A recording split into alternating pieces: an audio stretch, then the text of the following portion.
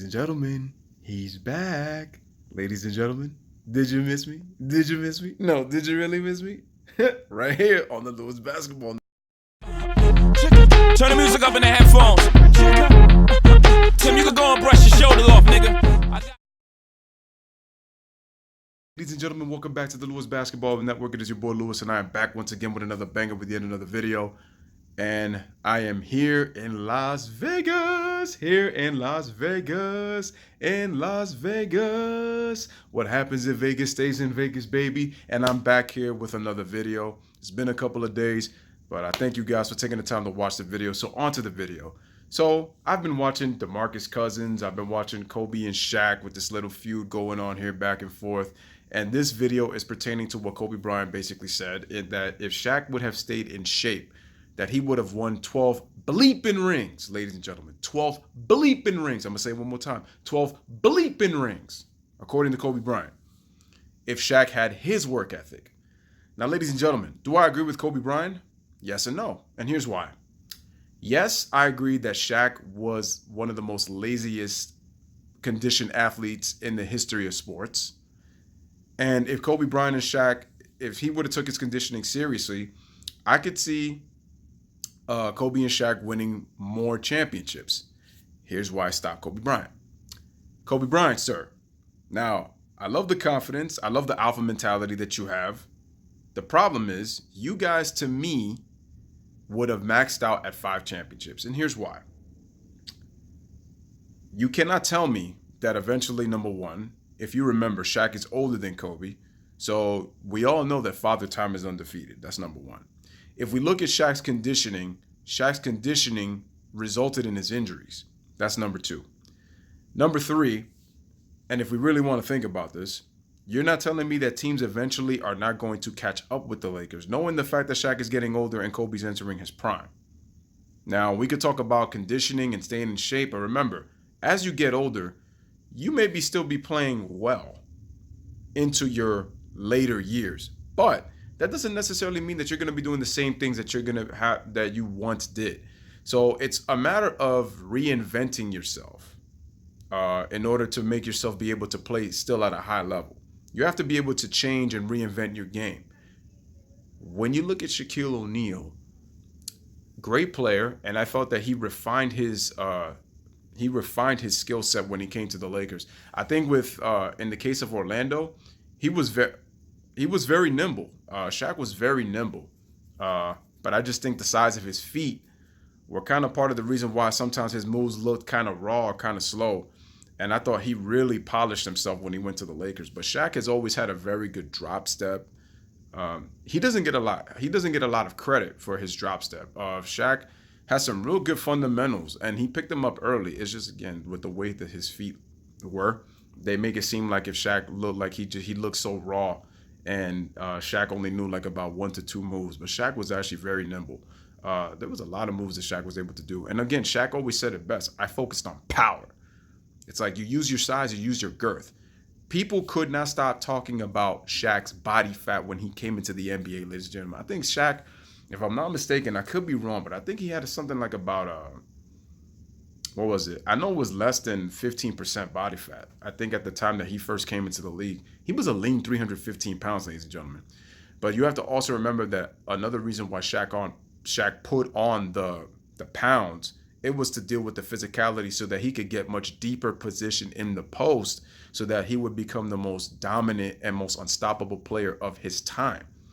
So in one part, I understand that. But that's why I said that's where, as you get older, the more weight you have, the more injuries are soon to come because you're not able to condition yourself. Shaq at one point in 2003 weighed about 380 to 385.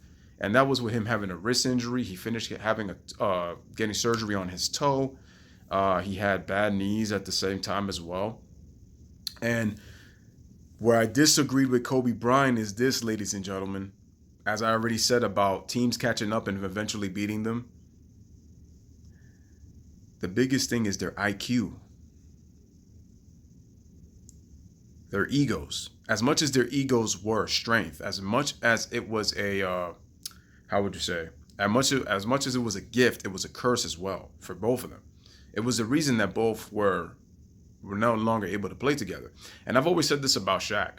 Shaq's lack of leadership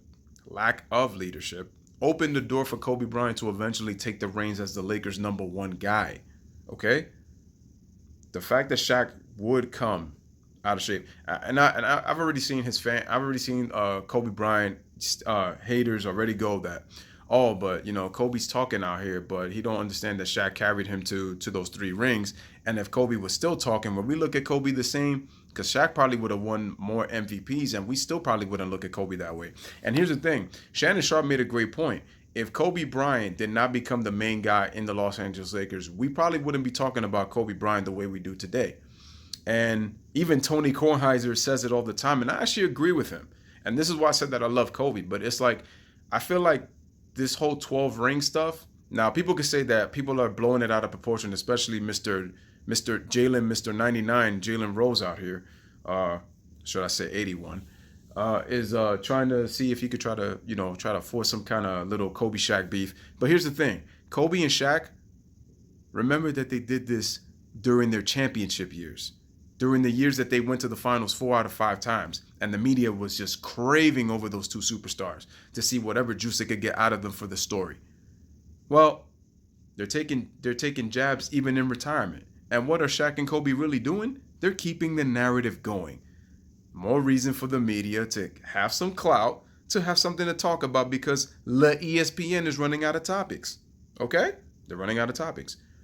So, and Phil Jackson has said this many times, ladies and gentlemen, the lack of basketball IQ that Kobe and Shaq both had, along with their immature egos, was the reason that they weren't going to last long. Okay? Kobe Bryant, as great as he was, had an issue with his decision making. He had his issue with his shot selection. A lot of times he would want to jack up shots knowing that there was not really a great chance at scoring the basketball. Like, in other words, Kobe would try to force it when he knew there was something that wasn't even there. Because he always would try to, Kobe was that player that always liked to make something out of nothing. And I've always said that Kobe was a much more efficient player and a much more cerebral player in the second half of his career. Kobe was a supreme talent in the first half. In the second half, he was a more cerebral player. And I always said a greater teammate and a great leader. Because remember, Kobe has that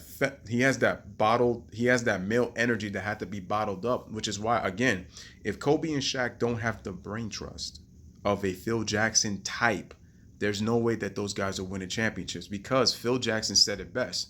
Take Phil off that team and put any other coach that is not able to handle their egos and the ability to be able to tell both of the guys to check their egos out the door and come together as one, as the 1-2 punch of their time to win championships. Do Kobe and Shaq even get one, ladies and gentlemen? That's the question, because remember, as Kobe was coming into his own, the Lakers were not winning. And they had some really talented teams in 97 and 98 and 99. But they had so much chemistry problems. They had so many ego issues, especially between the 2 stars, that it really became hard. Dennis Rodman even said it. He said it was so crazy that he had never been on a team this egotistical in dealing with Kobe and Shaq. And Dennis is the crazy one. And he's telling you this. But Dennis Rodman knows the game. He may look crazy with his image, but when it comes to his basketball, that dude knows how to play.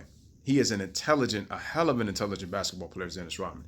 It's a reason why he's a 2-time Defensive Player of the Year, and it's a reason why he's in the Hall of Fame. One of the greatest defensive players of his era. One of the greatest rebounders in NBA history, and he was a 6'6" small forward. Playing the power forward position, bro. That's how Dennis Rodman, that's how special Dennis Rodman was. His ability to impact the game on the defensive end without scoring the basketball. And if he gave you a score, it was a plus. So with Kobe and Shaq, I see them max out at 5. But again, this goes down to the brain trust.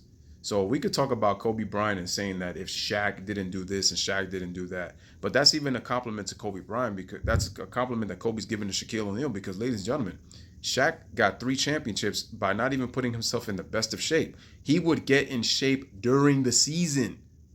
During the season, not even in the offseason. And see, this is the thing with Shaq. If he would come into camp in shape, you wouldn't have to work your way in shape throughout the season. Now, I know what they're going to say. But Lewis, what really matters is the postseason, this and this and this. First of all, you would be able to maintain a high level of play. And the crazy part is Shaq was able to average beast numbers despite the fact that he was playing himself into shape during the season to get ready for the playoff run. So if Shaq had a Kobe Bryant type work ethic, yeah, for sure, he would win more. That's a fact. Those are facts.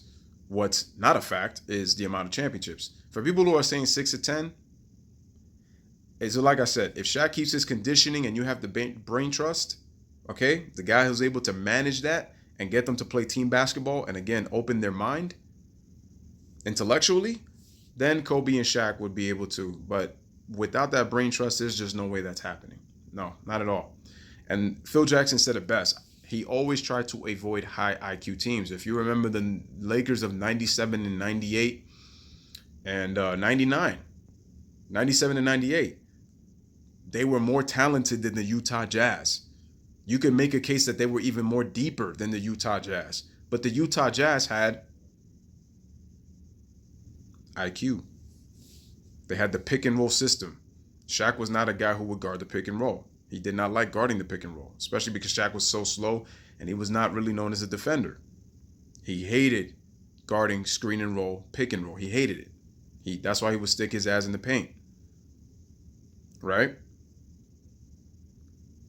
San Antonio in 99. Another high IQ basketball team. Kobe was not on his own and everything went through Shaq. If you take Shaq out of the game, then everybody else goes with him. That's why I said that Kobe's emergence was so important, because for those who keep saying that, oh, Shaq carried Kobe to 3 rings. Does Shaq win one without Kobe? Because that's why I said the development of Kobe was very crucial to their three-peat. Because Shaq said it best. I knew that when you were always ready, I knew I had you. And in Shaq's words, he was saying the greatest player of all time. But that's that he ever played with. We all know the GOAT is MJ. Okay? We all know that.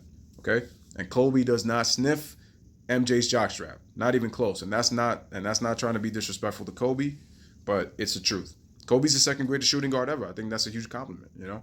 Kobe's a 5-time champion. But like I said, the thing is, when you look at Kobe, you can bait him into doing things that he would get. Kobe would focus on a mano-a-mano matchup. That's how you could get Kobe to get out of the team concept. That's why I said that the brain trust is very important, ladies and gentlemen. It's very important. So I'm not saying that Kobe's wrong in the fact that Shaq could have made himself into, I would say this, Shaq could have been a Mount Rushmore player had he dedicated himself to the game of basketball, had he dedicated himself to staying in tip-top condition and getting into shape. He would be a Mount Rushmore player.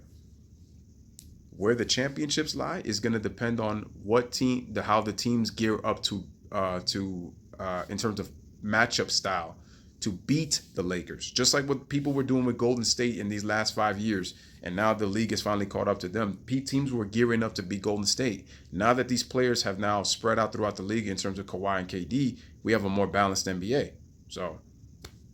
But with Kobe and Shaq, I agree with Kobe. More championships, but you max out at 5. And like I said, low basketball IQ and egos, and lack of brain trust. But once again, ladies and gentlemen, it's your boy Lewis back with another one. Let me know what you guys think in the comments. I'm going to be dropping more vids later on, so you already know the deal. It's Pacific time, so 3 hours behind, but it don't matter. You know I'm going to be coming with them bangers. I come with that fire. Bless up. Live, laugh, love. Thank you for watching. DJ, for my subs, since it's the return after a little hiatus, hit that damn banger, club banger that everybody wants to. Yo nunca pongo pero cuando salgo pa' la calle me vomitan los cajeros. Mi cuarto, pa' gastar yo nunca pongo pero cuando salgo pa' la calle me vomito.